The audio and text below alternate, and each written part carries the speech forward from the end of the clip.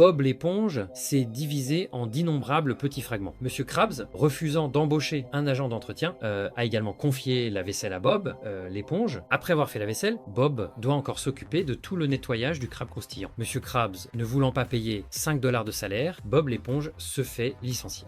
Patrick remarque que Bob est devenu très abattu et essaie de le réconforter, mais sans parvenir à lui remonter le moral. Sandy et Patrick lui conseillent de chercher un nouveau travail. Leur parole redonne espoir à Bob, qui était complètement découragé. Il décide alors de chercher un nouvel emploi. Il commence par travailler dans un stand de saucisses, mais Bob ne sait faire que des pâtés de crabe. Le patron du stand le renvoie aussitôt. Bob se rend ensuite dans une pizzeria où il est embauché grâce à sa technique pour faire tourner la pâte, mais il transforme la pizza en pizza pâté de crabe et échoue encore une fois. Il va ensuite dans un restaurant de burritos et, comme précédemment, transforme les burritos en burrito pâté de crabe. Après qu'un client y ait goûté, Bob est à nouveau licencié. Triste, Bob rentre chez lui. À peine arrivé, la sonnette retentit. En ouvrant la porte, 2 grandes saucisses l'emmènent directement. C'était un coup du patron du stand de saucisses, car le saucisse pâté de crabe de Bob a beaucoup plu au client. Le patron le kidnappe et le force à travailler. Soudain, le patron de la pizzeria arrive, le libère avec une sauce spéciale, puis l'attache à son tour, voulant aussi que Bob travaille pour lui. Pendant sa tentative de fuite, un autre patron s'empare de Bob. Tous les patrons apparaissent, voulant tous emmener Bob. Soudain, un pâté de crabe apparaît. Aucun des patrons ne fait le poids face à lui. Le pâté de crabe, tenant Bob, s'enfuit toute vitesse et l'emmène jusqu'au crabe croustillant. En fait, le pâté de crabe était Carlo déguisé. Carlo s'agenouille et supplie Bob de revenir travailler. Monsieur Krabs, en larmes, implore Bob de revenir, car sans lui, le crabe croustillant va faire faillite. Bob accepte immédiatement avec joie et le crabe croustillant retrouve son animation habituelle.